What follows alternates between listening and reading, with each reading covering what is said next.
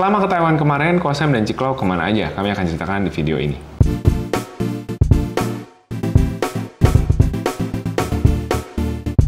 Salah satu pertanyaan yang kami sering dapetin sebagai content creator adalah tentang tools, tentang alat-alat, terutama mikrofon. Ko Sam kalau lagi jalan-jalan atau bikin konten di HP atau dimanapun, mic-nya pakai mic apa? Nah, hari ini aku mau kenalin salah satu mic yang bagus yang kalian bisa jadiin pilihan untuk bikin konten secara mobile. Nama mic-nya adalah mic Lark M2 dari HoloLens yang kalian pasti lagi nyari-nyari ini mic-nya ditaruh di mana ya, karena nggak kelihatan kan. Ini dia mikrofonnya. Seperti kancing, kecil banget tapi suaranya powerful banget. Ini beratnya cuma 9 gram.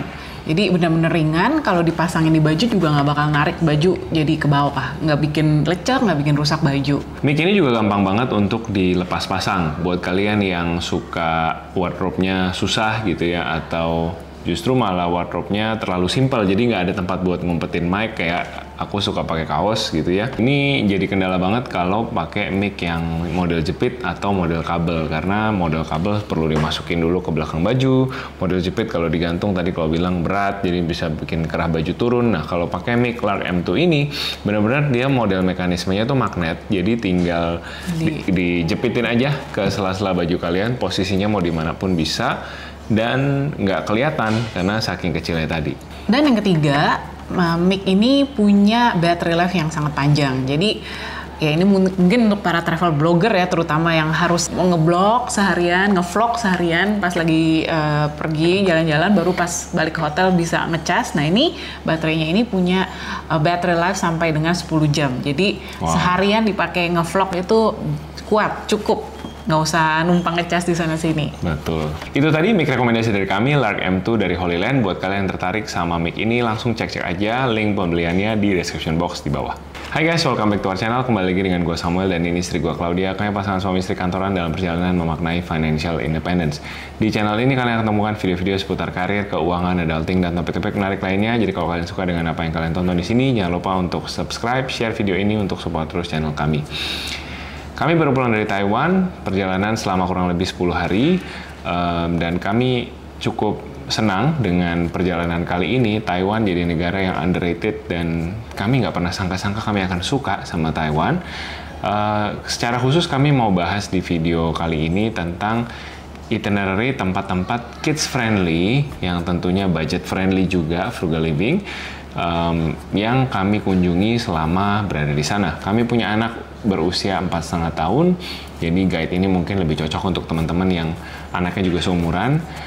Yang belum punya anak, don't worry, karena nggak semuanya harus punya anak dulu baru bisa dinikmati. Inner child kalian juga kali-kali menikmati. Memuaskan inner child ya. Ada beberapa tempat-tempat yang juga fine-fine aja kok dikunjungi sebagai adult gitu. Kira-kira seperti itu konteksnya.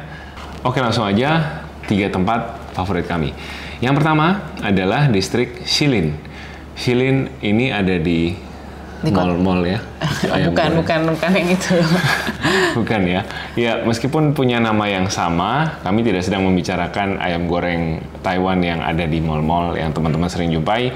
Tapi Shilin ini satu area di kota Taipei yang menurut kami cukup bisa kalian kiterin dengan memuaskan selama kurang lebih 1 harian. Jadi di Shilin ini kami mulai dengan pergi ke Children Amusement Park. Nah, ini Children Amusement Park itu mungkin kayak di sini kayak Dufan kali ya. Taman Ria, intinya Taman Ria, ada Ferris wheel, ada carousel, ada yang di ke atas terus kejatuhin lagi ke bawah. Pokoknya apa wahana permainan ya. Dan tapi yang menariknya di sini adalah kalian itu bisa masuk pakai tiket terusan, kalau nggak salah harganya 100 Taiwan dolar, kurang lebih 50 ribuan. Atau kalian bisa beli tiket masuk aja, cuman buat masuk gate-nya aja, itu seharga 30 Taiwan dolar. Jadi kurang lebih berapa tuh? 15.000 rupiah. 15.000 rupiah, cuman bisa masuk, tapi masuknya aja di situ bagus gitu ya. Maksudnya bisa jalan-jalan keliling di situ, bisa buat tempat foto-foto. Kalau kalian suka foto, misalkan ini buat teman-teman yang mau foto jalan-jalan gitu ya, atau mungkin foto priwet kali. Itu kayaknya bisa masuk-masuk aja tuh ya. Masuk-masuk aja ya, dan nggak perlu izin khusus untuk foto-foto. Benar. Iya. Terus dia di dalamnya situ juga lengkap, udah ada kafe-kafe, udah ada jualan es krim, boba. Ya tapi tentunya itu bayar lagi. Nah, kalau kalian tadi beli tiket yang cuman 30 Taiwan dolar yang cuman buat masuk aja, kalian pun juga bisa kalau mau naik ride. Jadi bisa beli tiket ride-nya itu ketengan.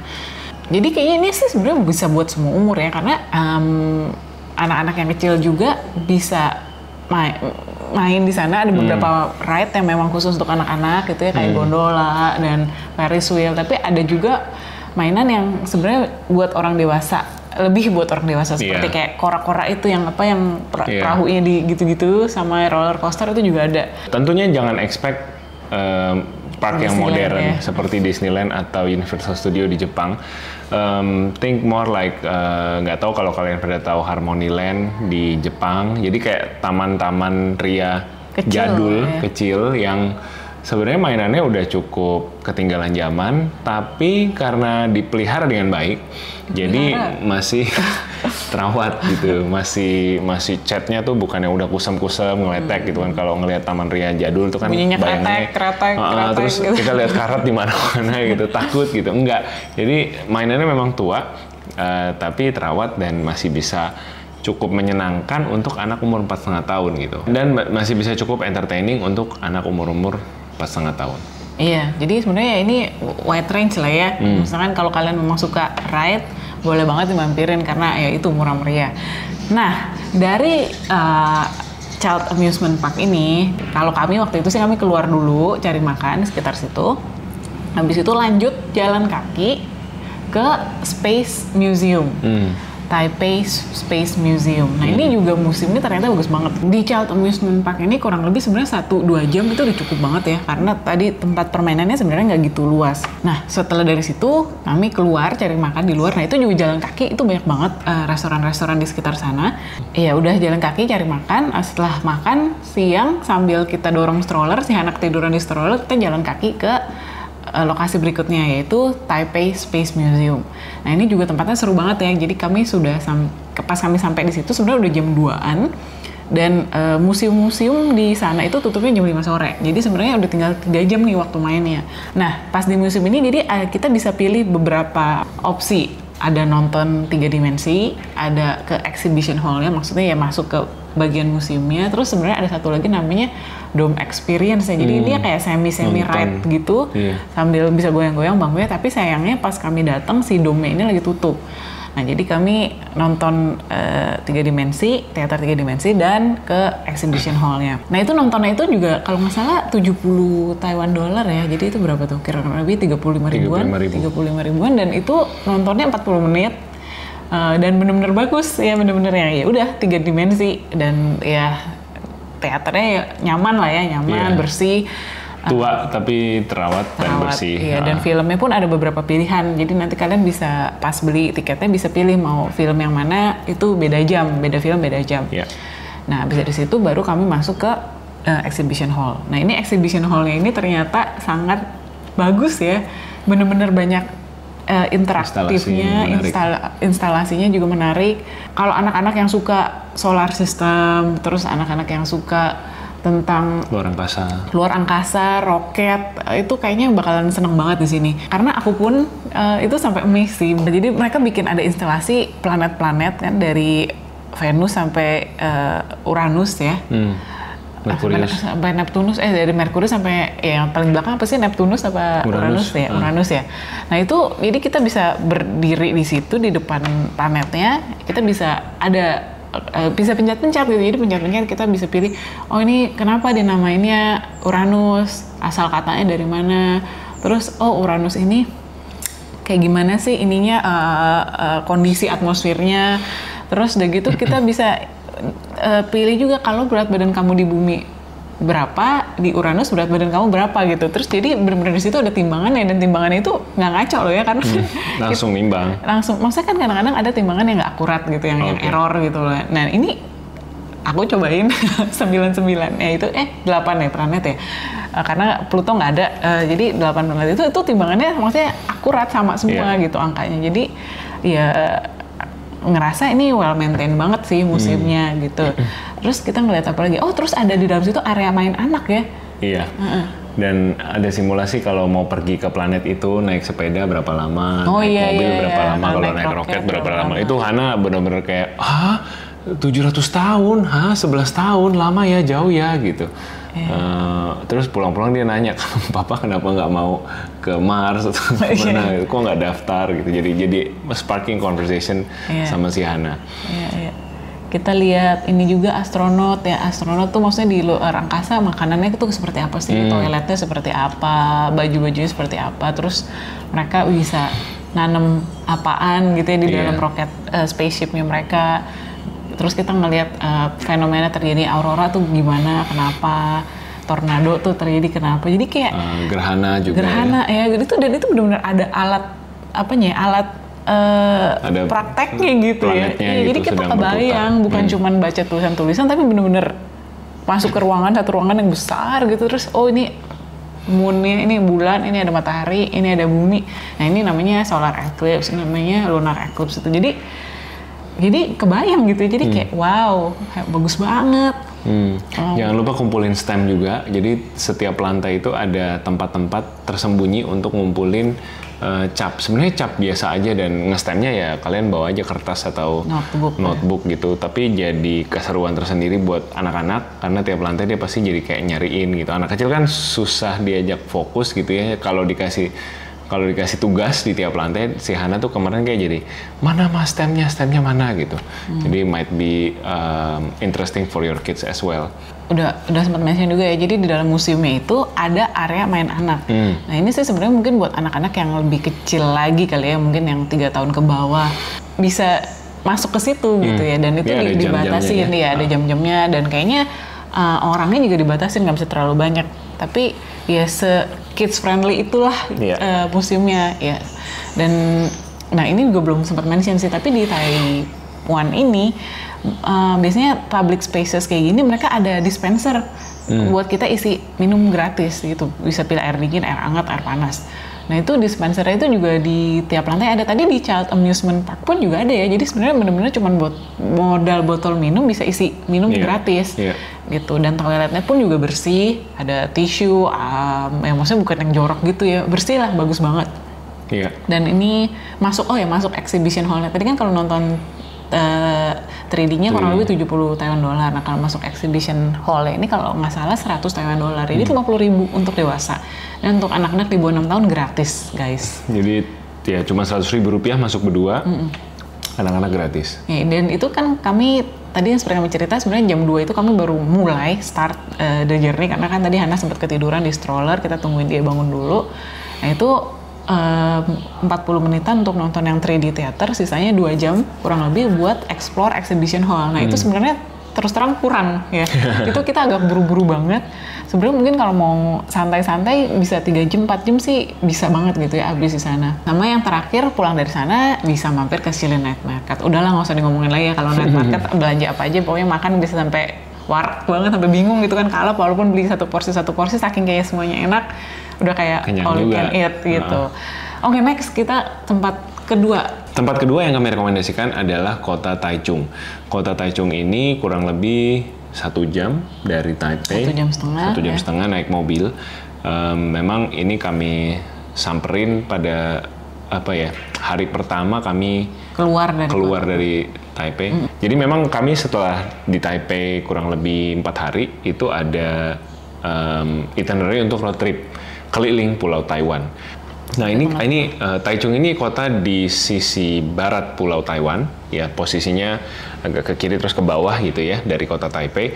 Nah kota Taichung ini sebenarnya mungkin ya mirip-mirip kalau dari Jakarta kita ke BSD atau ke Bogor gitu kan ya. Bogor ya. Jadi it's an independent city yang juga lumayan gede. Nah di Taichung ini kami ke 2 destinasi, 2 titik, yaitu Flower Market sama National Museum of National Museum of Natural History atau apa gitu. Nanti kita cari tahu nama persisnya. Nah destinasi yang pertama namanya Chongse Flower Market. Ini posisinya jadi kayak di pinggir kota Taichung gitu, mendekati kota Taichung mau masuk. Nah kami berangkat sekitar jam 10 dari kota Taipei, nyampe pas jam makan siang, jam 12 kurang. Nah, kami nggak nyangka kan, kami pikir kami akan ke sana lihat bunga itu. Tapi ternyata di dalamnya itu dia jual paket lihat bunga plus makan barbecue all you can eat. Gitu. Jadi ini menarik juga, per orang itu 500 Taiwan dollar kalau nggak salah ya. Udah termasuk makan. Udah termasuk makan dan tiket lihat bunganya. Jadi kita bayar. Pokoknya total 1000-an ya, karena kan ada Hana ya. Breakdownnya nanti kita share lah di sini. Boleh kita share. Nah 1000-an itu, jadi masuk tuh bener-bener kami diarahkan ke satu tenda besar guys. Di dalam tenda itu udah kayak apa ya, kayak pasar, pesta kampung sebelah, pesta gitu. Rakyat gitu. Jadi ada mesin, ya tentu barbeque-nya lengkap gitu ya, ada segala macam daging. Terus kami dibukain meja, mejanya dinyalain arang di bawah, terus bisa masak sendiri. Ada selain daging ada sup, ada ubi, nasi, terus ada minuman dingin gitu ya. Kalau mau beli kayak minuman kaleng kemasan bisa nambah lagi. Tapi yang dapat dari mereka ya kayak teh manis gitu, dingin. Terus di tengah-tengah ada mesin karaoke, dan ini kan campur aduk ya. Ada tamu dari China mainland, ada tamu dari Filipina. Nah kami tuh kayak wow, ini dunia yang lain. Iya, gitu. Karena itu tempatnya benar-benar big hall gitu kan. Kayak gimana dan panas, terus kayak setiap semeter sekali mereka taruh kipas yang kenceng banget ngong gitu. Jadi ya dagingnya enak sih ya, cuman kayak ini pas makan ini kalau gue nggak kena asap, gue kena tiupan angin, kipas angin nih. Cuman ya tapi maksudnya menarik aja gitu. It's an interesting gue sambil makan tuh kayak Klau nanya gimana tadi baru kira enak, tapi kayak sambil makan tuh cepet, sebentar lagi gajah mau lewat gitu. Jadi kayak makannya buru-buru gitu karena panas, tapi ya lapar, tapi ya mau cepet-cepet kabur gitu. Gitu. Jadi abis itu baru lihat bunga, yang bunganya bagus, dan mereka memang persiapkan untuk kita foto-foto. Jadi di tengah bunganya ada landscapingnya lah bagus gitu, di tengah-tengah bunga Edelweiss tiba-tiba ada pianonya, di tengah-tengah bunga ada drum set, ada kereta kuda, ayunan. Jadi dibikin romantis. Nah nggak tahu kenapa pas kami kesana banyak pasangan dari Filipina. Mungkin ini memang populer buat Filipino turis, tapi ya kami ngelihat mereka juga ya mirip-mirip ya sama kita gitu, suka foto-foto. Iya. Tapi gitu. Iya, ini maksudnya ini flowernya benar-benar bagus ya. Maksudnya personally I'm so amazed gitu. Bunganya benar-benar seger-seger, warnanya bagus banget. Ini flower marketnya bagus banget.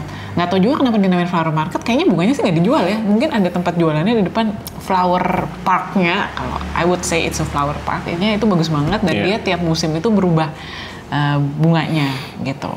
Nah ini terutama buat para ibu-ibu kali ya yang senang foto, boleh banget nih mampir ke sini. Nah lalu di Taichung kami nyampe udah sore, sempat kerja dulu sedikit. Nah kami kemudian di Taichung ini, buat kalian yang suka bubble tea, kalian bisa pilgrimage ke tea house, di mana mereka klaim ya, ini mereka pertama kali bikin bubble tea duluan dari yang lain.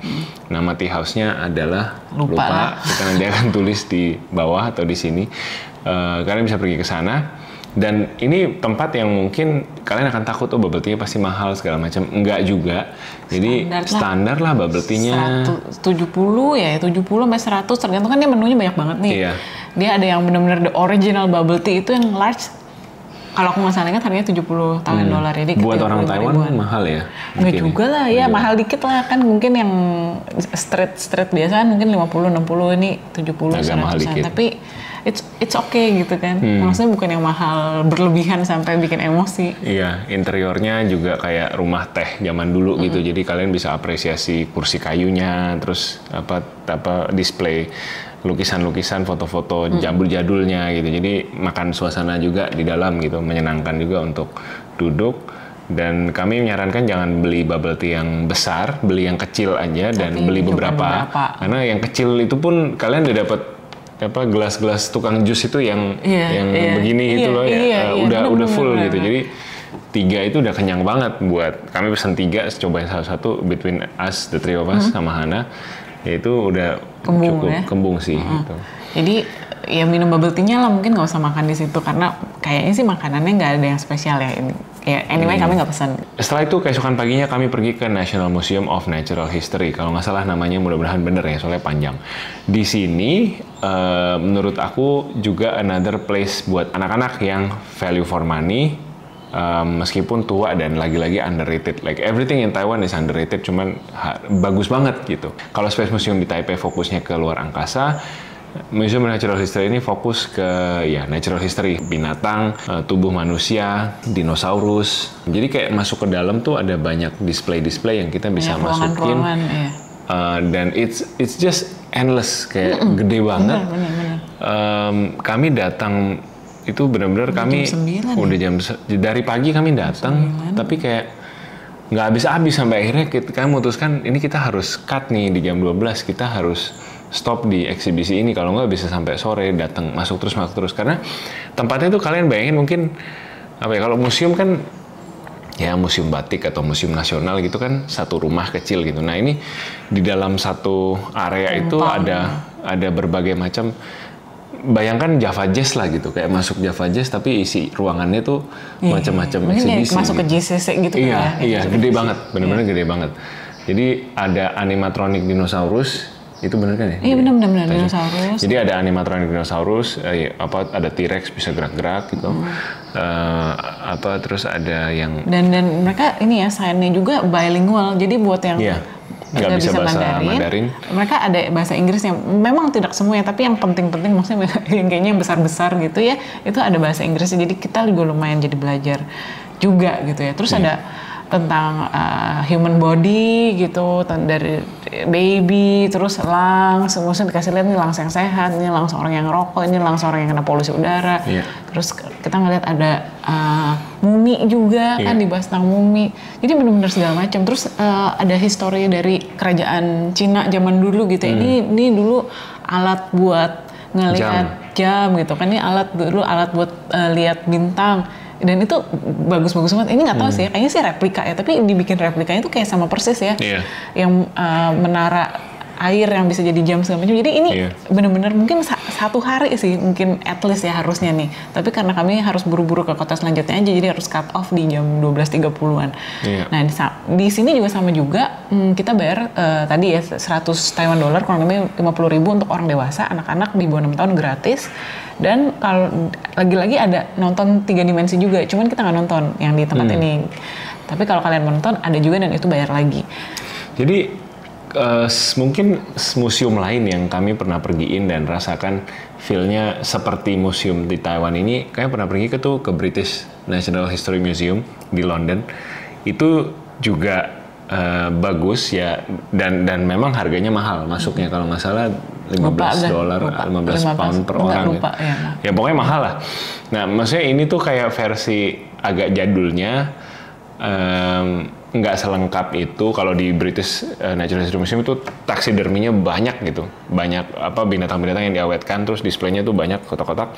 Ini tuh nggak sebanyak itu, tapi menurut kami dengan harga yang jauh lebih murah, kalian dapetin experience yang sangat worth it lah gitu. Lengkap, museumnya lengkap banget. Kegiatan ketiga yang kami rekomendasikan untuk dilakukan di Taiwan bersama anak-anak adalah melakukan road trip, menyetir keliling pulau Taiwan. Nah, pertama-tama memang kami sering nyetir. Saya suka nyetir road trip, pernah dari Jakarta ke Surabaya, Jakarta ke Jogja, pokoknya Trans Jawa udah beberapa kali bolak-balik, dan kali ini mau coba challenge nyetir di luar negeri.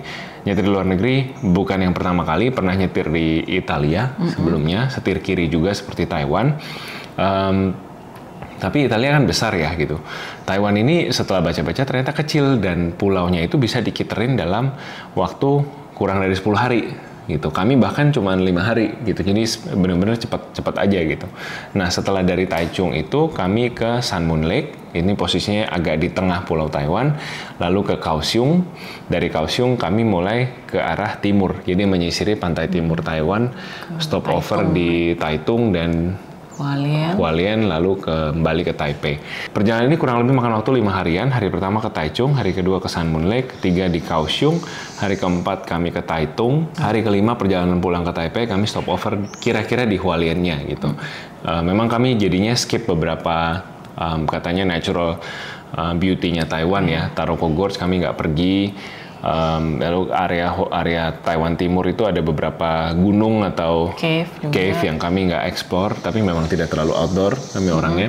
Jadi lebih ke kota-kota besarnya aja dan mengagumi pantai timurnya Taiwan yang banyak aku baca blog-blog traveler, mereka bilang ini rute perjalanan nyetir salah satu yang terbaik secara scenery ya di Asia, dan itu memang benar. Kami merasa belum pernah ada pengalaman nyetir seperti itu. Kalau di Italia itu feel-nya kemarin nyetir di tolnya kan bagus, kencang, lurus gitu ya, dan nyetir ke mungkin pedesaan Italia yang jalannya kecil-kecil. Kalau kalian ingat zaman dulu ada film Taxi, itu kayak gitu ke jalannya kecil-kecil mepet tembok gitu ya. Nah ini experience nyetirnya tuh nyetir di tol yang mulus, bagus, sebelah kiri ada gunung, sebelah kanan ada Samudra Pasifik ya. Kalian bisa lihat laut lepas gitu. Nah, kurang lebih budgetnya untuk nyetir ini, kami sewa mobil 5 hari itu 5,5 jutaan. Jadi kurang lebih sehari 1 jutaan rupiah.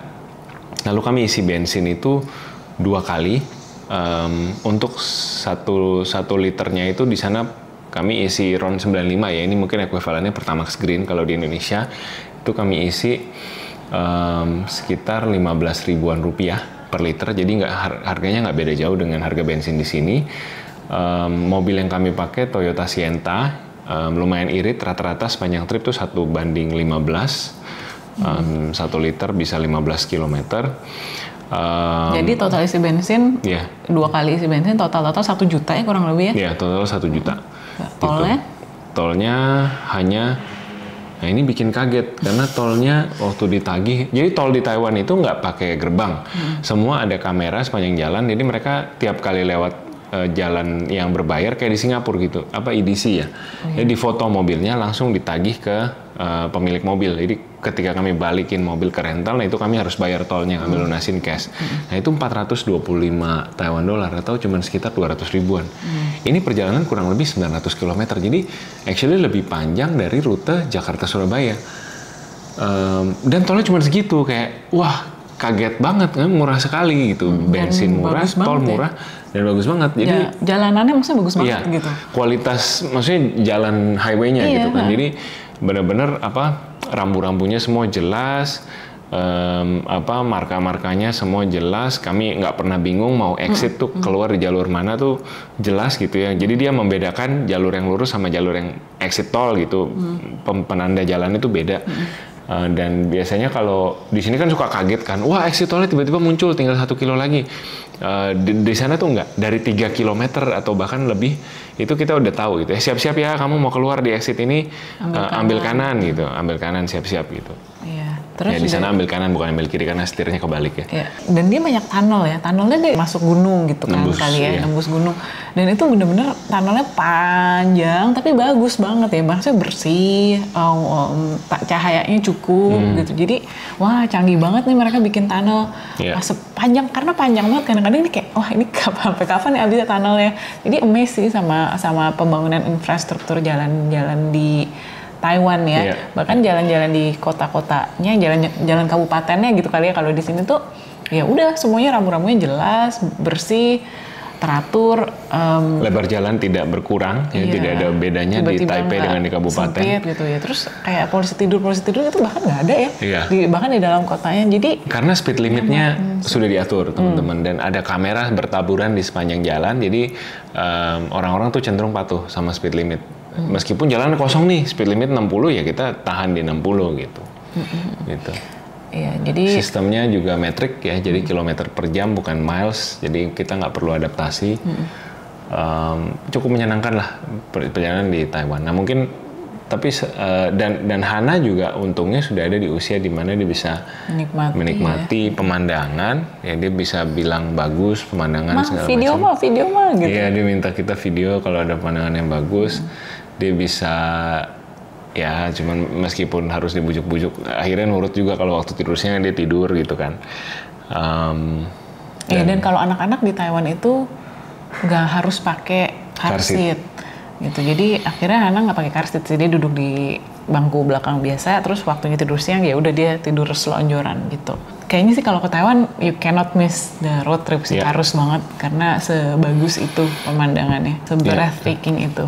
Itu kira-kira 3 tempat atau kegiatan favorit buat teman-teman yang ingin berkunjung ke Taiwan yang kids friendly dan budget friendly juga. Taiwan itu mungkin secara tiket kita merasa wah jauh lebih mahal dari negara-negara Asia Tenggara gitu ya. Tapi percayalah begitu touchdown di Taiwan, harga-harganya tuh nggak ngagetin, nggak jauh beda dari harga di Jakarta. Jadi kalian mungkin sacrifice sedikit di tiket untuk dapetin experience yang aku bisa bilang tuh kayak ini kok Jepang banget Taiwan gitu. Makanannya enak, tata kotanya teratur, orang-orangnya ramah ya. Tidak seperti kalau stereotip kita pergi ke negara-negara Asia Timur, China gitu ya, yang orangnya atau Korea gitu atau kan. Korea galak ya. Galak itu, orang Cina katanya kasar, jorok. Nah, Taiwan tuh enggak. Taiwan tuh kayak orang Jepang kalau kami ngerasakan, ramahnya tuh sama dan mereka sangat senang anak kecil, sangat senang ngelihat anak-anak. Mungkin katanya karena di sana declining population, tidak sering melihat anak-anak. Jadi Hana tuh banyak yang nyapa, banyak yang kasih permen gitu ya. Jadi kami pun juga merasa di welcome gitu di sana. Ya, jadi kalau di Jepang kan orang-orang gimana ya? Orang-orang kayak menjaga jarak gitu. Mereka tentunya baik as in the sense mereka nggak ganggu, nggak nipu, nggak mau gangguin kita tuh nggak ya kalau di Jepang juga. Tapi kan kayak lebih masing-masing aja. Tapi kalau di Taiwan tuh orangnya lebih senyum dan mereka say hi. Terus kalau tahu kita turis, terus kayak kita pernah lagi kayak bingung nih mau bayar parkir, semuanya ke bahasa Mandarin, ada ibu-ibu di belakang yang bantuin, catin. Jadi orangnya ramah sih ya, ramah. Dan nggak pernah sekalipun kita ketemu orang Taiwan yang marah gitu. Kadang-kadang kan kita masuk toko terus kita nggak ngerti gitu, purely kita nggak ngerti mau beli apa yang mau dibeli gitu kan, ke restoran apa yang mau dipesan. Jadi bingung kan, kadang-kadang ada orang yang marah gitu, nggak sabar, ngapain sih lo gitu, lihat-lihat, udah lu sana-sana gitu. Nah ini mereka nggak kayak gitu, mereka sabar, nungguin, terus berusaha menjelaskan dengan bahasa mereka yang terbatas. Jadi ya amazed juga dengan keramahan orang-orang Taiwan. Iya, thank you Taiwan, kami akan kembali lagi. Mungkin dengan keluarga besar ya nextnya ya, bawa papa mama. Buat yang mau ke Taiwan dan bawa stroller ataupun bawa wheelchair, misalkan ngajak orang tua yang udah harus pakai wheelchair. Nah di Taiwan ini juga jalanannya ini sangat wheelchair dan stroller friendly gitu, karena pedestriannya lebar-lebar dan selalu walaupun naik turun ada rampnya gitu, jadi bisa didorong gitu, nggak usah diangkut-angkut. Nah ini sangat-sangat helpful ya. Mungkin di sini ada yang udah pernah ke Taiwan juga, mungkin mau cerita juga tempat-tempat rekomendasi kalian atau negara-negara atau kota lain yang juga kids friendly. Boleh banget share di comment box di bawah. Thank you guys so much for watching. Mudah-mudahan video ini bermanfaat. Take care and see you guys next week. Bye bye.